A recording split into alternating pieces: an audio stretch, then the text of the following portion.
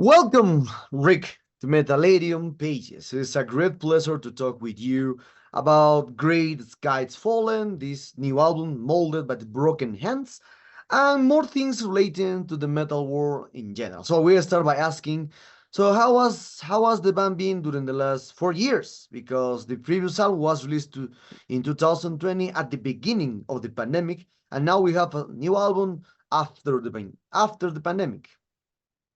Right. The the last album was released um late January 2020, so right before the pandemic. And it was supposed to be released by a nice label, but that fell apart because of the pandemic. So that album is a very good album in my opinion. I'm really happy with that record. We all are. We do love that album to this day. And because of pandemic or whatever happened, and the fact that it didn't get released, it might have gotten overlooked a little bit. So we got right down to writing as soon as we could. And you remember during the pandemic, things were difficult. So we had to get together when we could sporadically and start writing, because we like to write in person sometimes, most of the time. And that was difficult during the pandemic. So we've just been writing. And about 2 years ago, we started recording. And, that process takes a little while. And finally, now we're able to put this record out. Nice to hear that. Well, yeah, 4 years passed. You mentioned that you are, well, your other band at the beginning of this, your other band perhaps is Rick Aura, correct? Yes, Uh-huh. I actually got the shirt, repping the shirt right now. We're in the middle of writing our next album as well, so there's a lot of writing, a lot of writing, and so Reeking Aura is planning on recording a new record in the middle of this year. Maybe around the fall, I would say, for release next year. But we're also writing. We started writing for the follow up to the new Gray Skies Fallen album. We're already writing that. So, like I said, there's a lot of writing going on right now. Okay.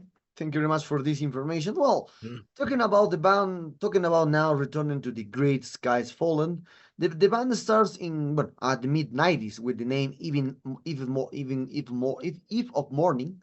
That's the name of the first. Then you decide to change in 1997 the Great Skies Fallen. So since there to now, how many changes pass in the career of Skies Fallen for you? Since that happened, what was the question? Since we How changed the name? many, yes, since you changed names, how many changes for you happened and in the compositions in general? I see a lot. I mean, we that was a long time ago. In 1997, we changed the name. Actually, February this week in 1997. So it's the 27th anniversary of Gray Skies Fallen. Dream. So over the years, I've been the consistent guy. I've been in the band the entire time. Sal, our drummer, he joined right after the first record was recorded. So he's been in the band ever since 1998. Joe D'Angelo, our guitar player, he started the band with me, and he was in the band for most of the time. But the last 10 years he was out of the band, and a few years ago he came back. So he's back in the band now for this album and hopefully all our future albums. And Tom is our bass player. Tom is also in Reeking Aura. He's been in Gray Skies Fallen since 2013. So he's been here for a good over 10 years now, and he's done a lot with us. So over the years, things have changed and things have stayed the same. So we always we're all friends, and we're all comfortable writing and jamming with each other. So there's a comfortability that we have. So it's easy to write material with everybody. So that's been a consistent thing over the years, despite who's in the band. Okay, interesting to know. The band starts with your first album, The Fate of Angels. At that time, I remember that at that time appears a lot of movements with alternative, new metal, this kind of stuff around the world. So for you, what inspires you to create great scaffolds in the beginning and to be against to the usually movement that happened at that time? Well, I got into My Dying Bride around 1993 or 1994, 93. I had some tapes, Turn Loose the Swans on tape, and I had the EP, the first EP on tape, and I really got into that kind of doom metal. The Peaceville 3. So when Eve of Mourning started, um, technically in October of '95, that was what I was really into. The Angel in the Dark River, that record had just come out maybe a few months before, and that's still my favorite album. My favorite metal record. It just, like, as far as influence on me, it inspired me to start this band, really. That kind of sound. So we may have evolved from that a little bit sound wise. We don't really sound like we did in 1996. Thank God, because the Eve of Mourning demo tape is really Hmm. bad. It's very bad. So I'm very happy that we no longer sound like a horrible bunch of kids. But yeah, so that's how it went. Okay. Now talking about from this new Molded with Broken Hands. Oh, this album you mentioned is composed during the pandemic, ended the pandemic, this kind of details. So how was the composition process of this Molded by Broken Hands? Do you think that this album is like the consequence of the pandemic? In ways, I mean, it's not a concept album, so every song has its own kind of little theme to it. But I guess many of those are, because of uh, the current state of things. It's you just look out your window and see how the world is, and it's easy to draw influence and inspiration when you're writing music. If you want to if you want to go with reality, if you want to see, if you want to talk about what's happening, important things. So that's where I get in this album. The pandemic kind of spawned a lot of these problems. I think there's a lot of issues now. I'm not saying, a lot of issues that have manifested over the last 4 or 5 years, um, maybe more so than they would have without a pandemic. So yeah, that's all in on this new album. Certain things, certain themes of that nature. Yes. Okay, okay. And for you, which song for this new album was the most difficult song to create, or the most challenging? I mean, music wise, everything came together very, very nicely. So there was really no challenge.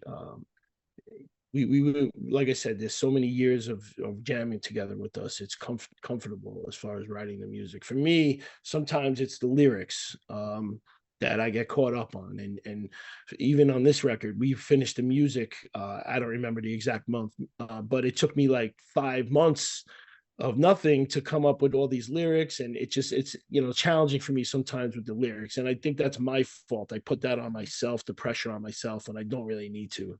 So I was on the road with Reeking Aura in the hotel writing lyrics for Gray Skies Falling on the on the iPad, and trying to get all of those things together. But as far as difficulty, it's more terms of lyrics, how I want to, like, what I want to write about. That's the first thing. You have this song in front of you, and then you say, what is it about? Like, what am I going to assign? What importance, what theme am I going to assign to this music? So that's a challenge in itself. It has to kind of fit.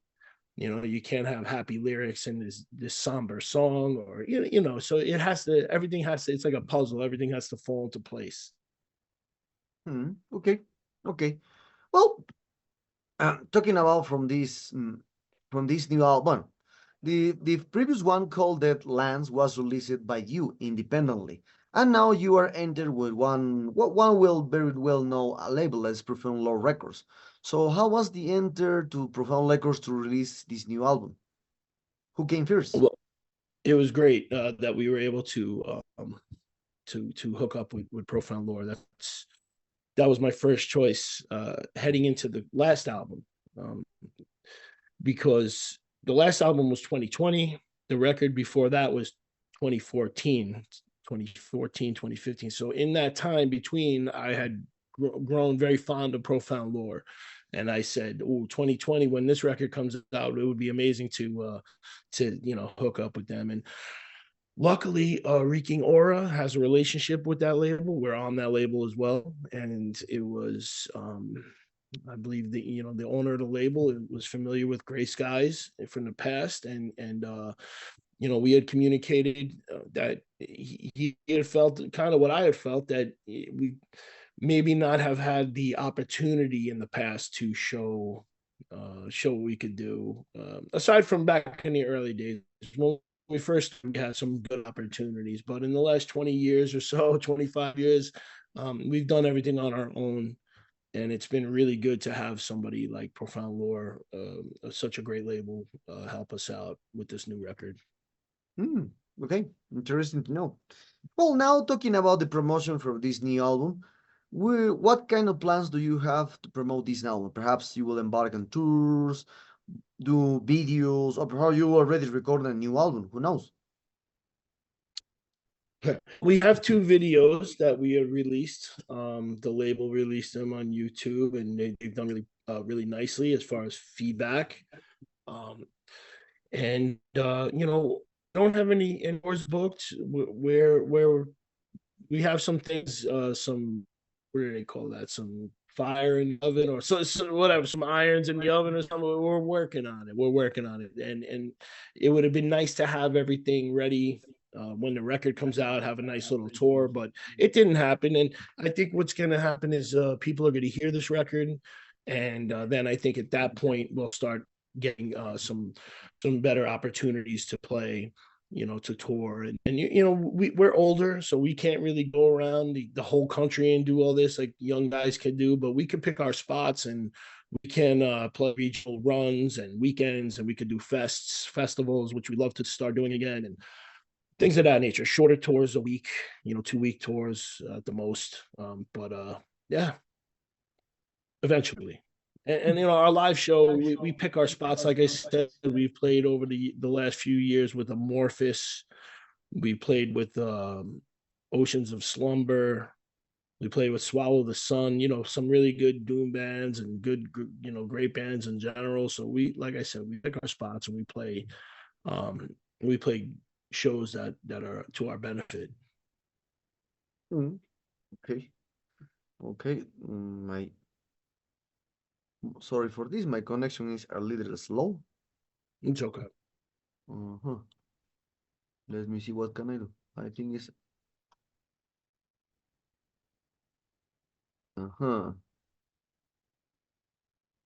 okay. Well, let's continue. Now it's working very well, but who knows? Now, as I mentioned in the first question, talking about other kind of things in general in the metal.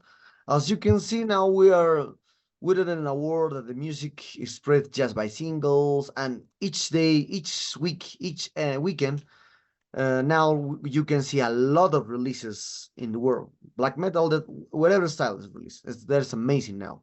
It's not compared to the older decades in the world.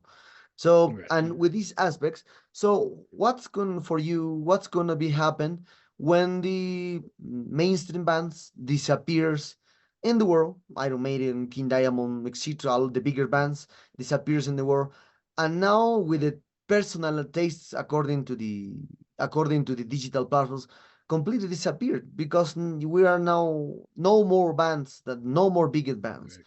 All is personalized in the taste with playlists, etc., etc. Also, what is your point of view about this situation that will be in the future?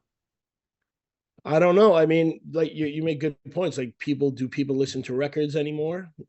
I think certain certain fans of genres like metalheads, they're gonna buy the record. They're gonna listen to the album like the old days. I think there's a certain thing to that lends itself to that, as far as newer generations are going to be in line with the newer model of things, singles and playlists, like you said, and all that. And it's going to be tough when bands like Maiden and Metallica and all those bands aren't playing stadiums and arenas anymore. Like, what's the next what's the next generation of that? Does that go away? It might just go away. You might not see huge rock shows in Madison Square Garden anymore, unless there's an exception. Like there are some bands who have huge followings that could still pull that off, I guess, like Rammstein or whatever. But even though those guys are older too now, so you know, I don't know, and I think for bands our size, we don't have to worry about that kind of thing. So as far as affecting us, we're able to kind of take advantage of the new way of things as far as just concentrate on recording and pumping out records and hope that the small group of metalheads that listen to this kind of music will latch onto it. So for us, it's business as usual. But for the big boys, it might be a little something. Touring is crazy, getting into other countries is hard, and venues, from what I hear, take large percentages of your merchandise. So if they say touring is how you make your money, and now even touring is becoming difficult. So if you can't make your money selling records anymore, you can't make your money touring as much as you should. People with their hands out, or venues, or managers, or whatever. It becomes hard, right? So maybe people won't pick up a guitar when they're 13 anymore, because it's, they look at it as, what am I doing this for? But you do it for the love of it. That's how I look at it. Yeah, that is true. That is true.